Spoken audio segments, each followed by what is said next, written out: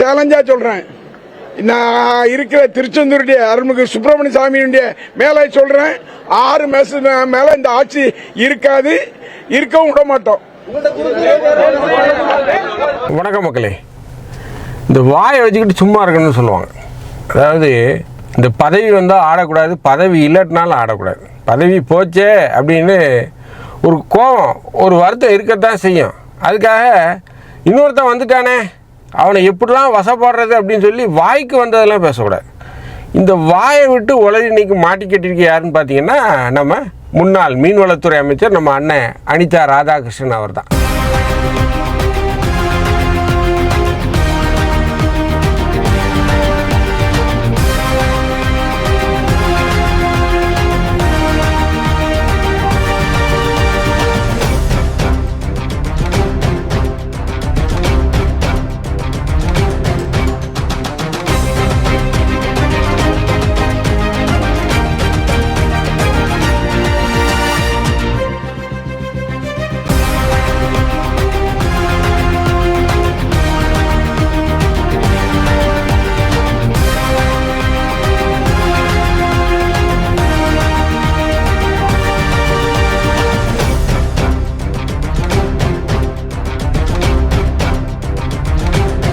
அவர் என்ன பேசியிருக்காரு? முதல்வரை பற்றி எது பேசக்கூடாதோ அதை பற்றி தான் பேசியிருக்காரு. அந்த வார்த்தையை நாங்கள் பேசுறதுக்கு விரும்பலை. நீங்கள் சமூக வலைதளங்களில் பார்த்துருப்பீங்க. ஒரு மக்களால் தேர்ந்தெடுக்கப்பட்ட ஒரு நபர், அவரை போய் நீங்கள் இந்த மாதிரி பொது வழியில், அதுவும் ஒரு மீட்டிங்கில், மேடையில் முதல்வரை பற்றி பேசுனா ரொம்ப வன்மையாக கண்டிக்கத்தக்கது. நேற்று அவரை கைது பண்ணிட்டாங்க. அவருடைய முன்ஜாமீன் ரத்து பண்ணதுக்கப்புறம் அவரை நேற்று உடனே 45 நிமிடத்தில் கைது பண்ணிட்டாங்க. மருத்துவ பரிசோதனைக்கு அழைச்சிட்டு போனாங்க. மருத்துவ பரிசோதனைக்கு போனதுக்கப்புறம் நீதிபதி இல்லத்துக்கு கூட்டு போய் அவருக்கு சொந்த ஜாமீனில் விட்டுட்டாங்க. டெய்லி 15 நாட்களுக்கு கையெழுத்து போடணும் அப்படின்னு சொல்லியிருக்காங்க. ஆனால் அவர் கைது பண்ணும்போதே அவர் ஜீப்பில் ஏற்றுறாங்க. அப்பவுமே பார்த்தீங்கன்னா காவல்துறை அசிங்கமாக தான் பேசுகிறார். என்ன காவல்துறை அதிகாரிகள் மேலே சொல்லி, நீ உடனே எம்எல்ஏ பதவி ராஜினாமா பண்ணிட்டு தாவாக்களை சேருன்னு சொல்லி என்னை கட்டாயப்படுத்துறாங்க. நான் முடியாது. நாங்க எப்பவும் எங்களுடைய தலைவர் மரியாதைக்குரிய அண்ணன் தளபதி மு.க. ஸ்டாலின் என்ன நினைக்கின்றாரோ அதை தான் செய்வோம். எவனாலும் தொட்டு பார்க்க முடியாது. ஏன்னா நான் தவறு செய்யாதவன். இந்த தவறு செய்யாதவனை பொய் வழக்கு போட்டு அடக்கலாம் என்று நினைத்தால் ஒரு காலம் அடக்க முடியாது என்பதை வலுவாக நான் சொல்லிக் கொள்ள கடன்பட்டிருக்கின்றேன். என்னை ராஜினாமா பண்ணணும்னு சொல்லி என்னை வலியுறுத்துறாங்க. ராஜினாமா செய்வது மட்டும் இல்ல, நீங்க உடனடியாக தாவாக்கால சேரணும்னு என்னை வலியுறுத்துறாங்க. ஒரு கொம்பனாலும் எங்களை தொட்டு அசைத்து பார்க்க முடியாது. அதான் உண்மை. ஒரு பேட்டி சொல்லிட்டு வரேன். இவ்வளவு தூரம் அராஜகம் பண்ணிருக்கு. நீங்க காவல்துறை அராஜகம் பண்ணுது. என்னுடைய நான் 10ஆம் தேதி காவல்துறையில ஆஜர். அப்பவும் காவல்துறை அசிங்கப்படுற, நீ போடா, என்னை பேட்டி கொடுக்க விடு, தள்ளி போடா அப்படிங்கிற மாதிரி ஒருமையில் பேசுகிறார். ஒரு காவல்துறை அதிகாரியை நம்ம அப்படி பேச முடியுமா? இதே இவர் ஒரு முன்னாள் அமைச்சருங்க ஒரு திமிரில் தானே அந்த மாதிரி ஒரு காவல்துறை அதிகாரியை பேசுகிறார். ஒரு தனி நபராக இருந்தால், இதே அனிதா ராதாகிருஷ்ணன் ஒரு தனி நபராக இருந்தால் இந்த மாதிரி பேச முடியுமா? ஏன் கட்சி பின்னாடி இருக்குது அப்படிங்கிற ஒரு திமிர், அந்த திமிரில் தான் இந்த மாதிரி பேசுகிறார். மேலும் அவர் என்ன சொல்கிறாரு? நேற்று பேட்டி கொடுக்குறாரு, தாவேக அரசு 6 மாதம் கூட இருக்காது. என்னுடைய அப்பன் திருச்செந்தூர் சுப்பிரமணிய சுவாமி, அவர் மேலே சுப்பிரமணிய சுவாமி மீது ஆணையாக சொல்கிறேன், இந்த ஆட்சி 6 மாதம் கூட நீடிக்காது, நீடிக்கவும் இருக்க விட மாட்டோம் அப்படிங்கிறார். அந்த ஆட்சி 6 மாதத்துக்கு மேலே இருக்க விட மாட்டோம் அப்படிங்கிற மாதிரி சொல்கிறேன். சேலஞ்சா சொல்கிறேன். நான் இருக்கிற திருச்செந்தூருடைய அருள்மிகு சுப்பிரமணிய சாமியுடைய மேலே சொல்கிறேன், 6 மாசம் மேலே இந்த ஆட்சி இருக்காது, இருக்கவும் விட மாட்டோம். இதெல்லாம் ஒரு என்ன மாதிரியான பேச்சுங்க? திரும்ப நான் சொல்கிறேன், உங்களுக்கு 5 வருஷம் தான் வாய்ப்பு கொடுக்கல. உங்களுக்கு திமுகவுக்கு இன்னும் கொடுக்கவே மாட்டேன் அப்படின்னு மக்கள் எங்கேயாவது சொல்லியிருக்காங்களா? இது வரைக்கும் உங்களுக்கு தானே ஓட்டு போட்டாங்க. மாறி திமுக அதிமுகன்னு தானே ஓட்டு போட்டாங்க. புதுசாக ஒருத்தர் வந்திருக்காருன்னு போட்டாங்க. இது தப்பா? அதுக்குள்ளே என்னென்னலாம் பேசுகிறீங்க? அந்த ஆட்சியை இருக்க விட மாட்டோம், 6 மாதத்துக்கு மேலே அந்த ஆட்சி இருந்தாலும் செயல்பட விட மாட்டோம். சுப்பிரமணிய சுவாமி மீது ஆணைன்னு சொல்லி முருகனெல்லாம் எதுக்கு இழுக்கிறீங்க? முருகனுக்கு இதான் வேலை, ஒவ்வொரு ஆட்சியை கலைக்க தான் முருகப்பெருமான் இருக்காரா?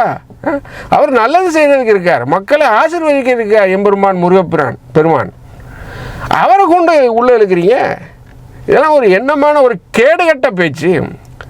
அனிதா ராதாகிருஷ்ணன் வந்து திமுகவில் இருக்கிறதுக்கு லாயக்கே இல்லை. அவர் என்ன சொல்கிறாரு, என்னை வந்து தாவேகால இணைய சொல்கிறாங்க அப்படின்னு சொல்லி காவல்துறை அதிகாரிகள் நிர்பந்திக்கிறாங்கன்னு சொல்லி காவல்துறை மேலே ஒரு பழியை போடுறாரு. இன்னைக்கு மின்சாரத்துறை அமைச்சர் மாண்புமிகு திரு சிடிஆர் நிர்மல்குமார் அண்ணன் என்ன சொல்லியிருக்காருன்னா, நீ வந்தால் கூட நாங்கள் சேர்க்க மாட்டோம் ஐயா, நீ காலில் விழுந்து சேர்ந்தா கூட நாங்கள் சேர்க்க மாட்டோம், அனிதா ராதாகிருஷ்ணன் ஒரு ரவுடி அப்படின்னு சொல்லி அவர் சொல்லியிருக்காரு. உண்மையிலே அவர் சொன்னது சரியான பேச்சு தான், அதில் மாற்று கருத்து இல்லை. உண்மையிலே அவர் சொல்கிறதெல்லாம் நம்ம வந்து சரியான ஒரு பேச்சு. காவல்துறை ஜீப்பில் இருக்கும்போதே ஒரு காவல்துறை அதிகாரி அப்படி பேசுகிறீங்க அப்படின்னா, நீங்கள்லாம் பதவியில் இருக்கும்போது என்னென்ன பண்ணியிருப்பீங்க, அதிகாரம் உங்கள் கையில் இருக்கும்போது என்னென்ன பண்ணியிருப்பீங்க யோசிச்சு பாருங்கள்.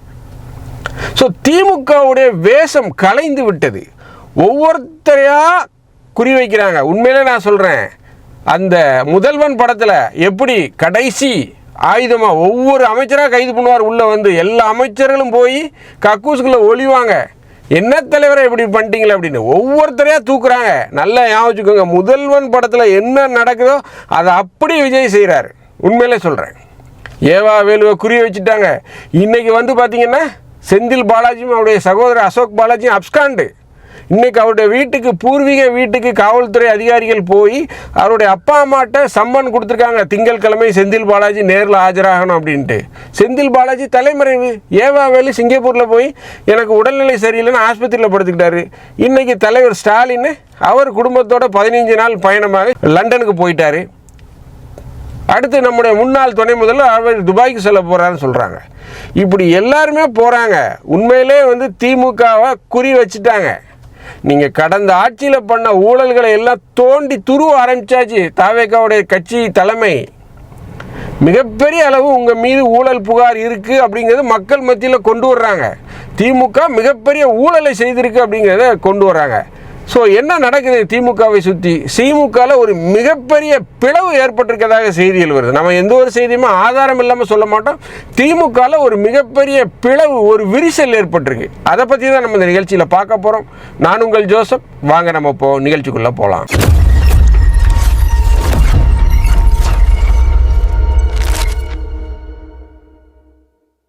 விஜய் தமிழகத்தில் ஒரு அசைக்க முடியாத சக்தியாக வேறுண்டிட்டாங்க. அதில் எந்த மாற்று கருத்தும் இல்லை.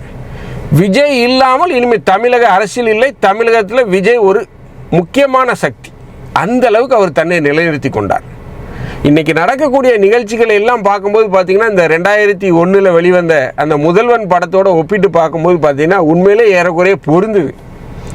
அந்த ஒரு நாள் முதல்வர் அப்படிங்கிற அந்த பதவி கிடைத்த உடனே அர்ஜுன் எப்படி எல்லாருமே வீடு வீடாக சென்று கைது பண்ணுவார், ஒவ்வொரு அமைச்சர்களையும் தலைமைச் செயலகத்திலே போய் கைது பண்ணுவார். அதே போல் இன்றைக்கி அப்படி தான் நடந்துக்கிட்டு இருக்கு. நிகழ்ச்சிகளை பார்க்கும்போது என்னென்ன ஊழல் பண்ணியிருக்கீங்க எல்லாத்தையும் நோண்ட ஆரம்பிச்சிட்டாங்க. மின்சாரத்துறை டிரான்ஸ்ஃபார்மர்கள் கொள்முதல், செந்தில் பாலாஜி தலைவரைவு, ஏவா வேலு வீட்டில் 26ஆம் தேதி ரைடு, அன்னை 27ஆம் தேதி சிங்கப்பூருக்கு எஸ்கேப்பு. அங்கே எனக்கு உடல்நிலை சரியில்லைன்னா அவர் அங்கே போயாச்சு. செந்தில் பாலாஜி சகோதரர் அசோக் பாலாஜியை காணோம். இன்னொரு பக்கம் தாவேகா ஆட்சியை கலைப்பதற்கு 180 கோடி ரூபாயில் ஒரு கார்ப்பரேட் நிறுவனத்தோட உதவியோட ஒரு சதித்திட்டம் பின்னப்பட்டிருக்கு. ஒரு எம்எல்ஏக்கு அதிகபட்சமாக 35 கோடி ரூபா வரைக்கும் கொடுத்து அவருக்கு ஆசையை உண்டு பண்ணியிருக்காங்க, பேரம் பேசியிருக்காங்க. அப்போ ஒரு எம்எல்ஏக்கு 35 கோடி ரூபாய் கொடுக்கணும். இந்த பணம் எங்கேருந்து வந்தது யோசிச்சு பாருங்கள். இதெல்லாம் வந்து சம்பாதிக்க முடியுமா? 35 கோடிங்கிறது ஒரு தனி மனித வாழ்வில் எதிர்பார்க்க முடியுமா? யோசிச்சு பாருங்கள். ஸோ அந்த அளவுக்கு ஊழல் வேரூன்றி கிடக்கு திமுகவில். ஸோ இதை வந்து நோண்டி தோண்ட ஆரம்பிச்சிட்டாங்க. நம்ம ஏற்கனவே கடந்த வீடியோவில் ஃபைல் பண்ணியிருந்தோம். ஒரு மிகப்பெரிய ஃபைல், மெகா ஃபைல் விஜய் வந்து கிரியேட் பண்ணிக்கிட்டு இருக்கார். இந்த மெகா ஃபைல் மூலமாக ஒரு 8 தலைகளுக்கு குறி வைக்கிறார். யார் யார் அப்படின்னு நான் சொல்லிடுறேன். சென்னையில் வந்து சேகர் பாபுவை குறி வைக்கிறாங்க, சென்னையில். அடுத்து திருச்சியில் KN நேரு, மதுரையில் மூர்த்தி, ஏவா வேலு, அடுத்து வந்து பார்த்திங்கன்னா தென்மண்டலத்தில் செந்தில் பாலாஜி மற்றும் முன்னாள் துணை முதல்வருடைய நெருங்கிய நண்பராக இருந்த அன்பில் மகேஷ் பொய்யாமொழி, இவங்க எல்லாருமே கட்டம் கட்டிட்டாங்க. இவங்க எல்லாருமே ஸ்கெட்ச் போட்டு தூக்குறதுக்கு உண்டான வேலைகள் ரொம்ப கச்சிதமாக நடந்துக்கிட்டு. இதுதான் நிதர்சனம். ஸோ திமுகவில் ஒரு மிகப்பெரிய விரிசல் ஏற்பட போகுது, மிகப்பெரிய ஒரு பிரச்சனையை அவங்க சந்திக்க போகிறாங்க. எல்லாருமே வந்து ஒரு பயத்தில் இருக்காங்க. அதாவது இந்த அனிதா ராதாகிருஷ்ணன் போன்றவர்கள்லாம் பார்த்தீங்கன்னா மக்களால் தேர்ந்தெடுக்கப்பட்ட ஆட்சி 6 மாதம் கூட இருக்காது, 6 மாதம் கூட இந்த ஆட்சியை இருக்க விட மாட்டோம், நீட்டிக்க விட மாட்டோம், எம்பெருமான் முருகப்பெருமான் மீது சத்தியமாக சொல்கிறேன் இந்த ஆட்சியை இருக்க விட மாட்டோம்னு சொல்லி கங்கணம் கட்டிக்கிட்டு பேசுகிறார். அதுவும் எங்கே கோர்ட்டுக்கு போயிட்டு அங்கே வந்து ஜாமீன் வாங்கிட்டு வெளியே வர்றார். அந்த வாசலில் வச்சே பேச நீ எதுக்கு ஒன்றும் கைது பண்ணாங்க? ஆட்சிக்கு எதிராகவும் அரசுக்கு எதிராகவும் பேசுனீங்க, அரசு முதல்வரை கேவலப்படுத்தி பேசுனீங்க, அவமரியாதை பண்ணி பேசுனீங்க. ஒரு முதல்வர் அப்படின்னா அவர் நீங்கள் ஓட்டு போட்டாலும் போடாட்டாலும் அவர் முதல்வர். அரசியலமைப்பு அவருக்கு ஒரு அதிகாரத்தை கொடுத்துருக்கு, மக்களால் தேர்ந்தெடுக்கப்பட்டிருக்கார். அவரை வந்து நீங்கள் பொது வழியில் பேசும்போது எப்படி ஏற்றுக்கொள்வாங்க? இதெல்லாம் திமுக தலைமை பார்க்கணும். வாய்ப்பூட்டு போடுங்க உங்கள் முன்னாள் அமைச்சர்களுக்கு. அதை ஏன் திமுக செய்ய தயங்குது? இதான் நான் சொல்கிறேன். திமுக தலைவரை சுற்றி உண்மையான நபர்களே இல்லை, உண்மையான நபர்களே இல்லை. அவரை ஏமாத்துறீங்க. ஸ்டாலினை நான் திரும்ப சொல்கிறேன், ஸ்டாலினை ஏமாற்றிக்கிட்டே இருக்கான் ஒவ்வொரு திமுக காரணம். அவரை சுற்றி இருக்கிறவங்க இல்லை, எல்லாருமே நான் சொல்லலை. இது ஏன் அவருக்கு தெரியலை அப்படின்னு தெரியலை. ஸோ என்ன இருந்தாலும் இந்த பேச்சுக்களை வந்து திமுகவுடைய முன்னாள் அமைச்சர்கள் தவிர்த்துக்கணும். தொடர்ந்து இந்த மாதிரி பேசக்கூடாது, தொடர்ந்து இந்த மாதிரி பேசக்கூடாது. ஒரு 5 வருடம் நீங்கள் எதிர்கட்சியாக இருங்க, பொறுப்பான எதிர்கட்சியாக இருங்க, அந்த பதவியை அலங்கரிங்க, அந்த பதவிக்கு உண்டான வேலைகளை செய்யுங்க. அதற்குண்டாக மாறி இந்த ஆட்சி இருக்காது, இந்த ஆட்சி வீட்டுக்கு போகணும், இந்த ஆட்சியை கவுத்தரணும், எப்படிலாம் பண்ணிட்டு இருந்தா எரிச்சலாக இருக்கியா? பெரிய அரச மரம், ஆலமரம், சமூக நீதி, பெரியார் மண், பெரியாரிசம் என்னென்னலாம் பேசுகிறீங்க? ஒருத்தன் கொடுத்துட்டான் வாய்ப்பு, இருக்கட்டுமே. அவன் எப்பவும் நான் தான் இருக்கணுமா? திமுக தான் ஆட்சியிலே இருக்கணுமா? வேறு யாரும் வரப்படாதா? என்னையா இது பார்க்கலாம் அசிங்கமாக இருக்குது. கேட்டால் முத்தமிழறிஞர் கலைஞருடைய வாரிசுன்னு சொல்கிறீங்க. ஒரு நிர்வாகம் பண்ண தெரியாத மனிதர் தான் ஸ்டாலின். உண்மையாக சொன்னால் அப்படி தான் இருக்குது. ஸ்டாலினுக்கு ஒன்றுமே தெரியல, ஒரு பொம்மை முதல்வராக இருந்திருக்கிறார். கள நிலவரம் தெரியல, கள நிலவரம் முக்கியமான சக்தியாக விஜய் உருவெடுத்து வர்றாருன்னா அப்போ நீ இதை கணிக்க தவறுனா நீ என்ன மாதிரியான ஒரு அரசியல்வாதி? என்ன மாதிரியான ஒரு அரசியல்வாதி? ஒரு 2வது எடப்பாடி ஸ்டாலின். நான் திரும்ப சொல்கிறேன், எப்படி அதிமுக இன்னைக்கு சல்லியாக கண்ணாடி மாதிரி உடஞ்சி போச்சோ அந்த வழிக்கு தான் இன்னைக்கு ஸ்டாலின் அழைச்சிட்டு போகிறார் திமுகவை. திமுக உண்மையான தொண்டர்கள் யோசிங்க. இதுவரைக்கும் உங்கள் கட்சியில் மாவட்ட ரீதியாக ஒரு கூட்டம் போட்டிருக்காங்களா? ஏன் இந்த பிரச்சனை? அம்மையார் ஜெயலலிதா போடுவாங்க, பஸ்ஸு பிடிச்சி வருவாங்க, ஏதோ ஒரு மண்டபம், ஒரு பொது இடத்துல தொகுதி வாரியாக வந்து சந்திப்பாங்க என்னென்ன பிரச்சனைகள்னு. அதெல்லாம் செய்யலையே.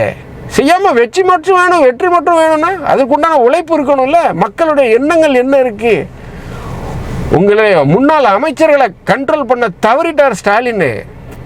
அவர் மட்டும் அப்படியே வந்துட்டு முதல்வர் நாற்காலியில் உட்காந்து பந்தாவாக போனார். கீழே இருக்கவங்களாம் ஆடின ஆட்டங்கள் அவருக்கு தெரியலை. ஸோ உண்மையிலே நான் சொல்கிறேன், அனிதா ராதாகிருஷ்ணன் போன்ற ஆட்கள்லாம் திமுகவுக்கு ஒரு மிகப்பெரிய கேடு.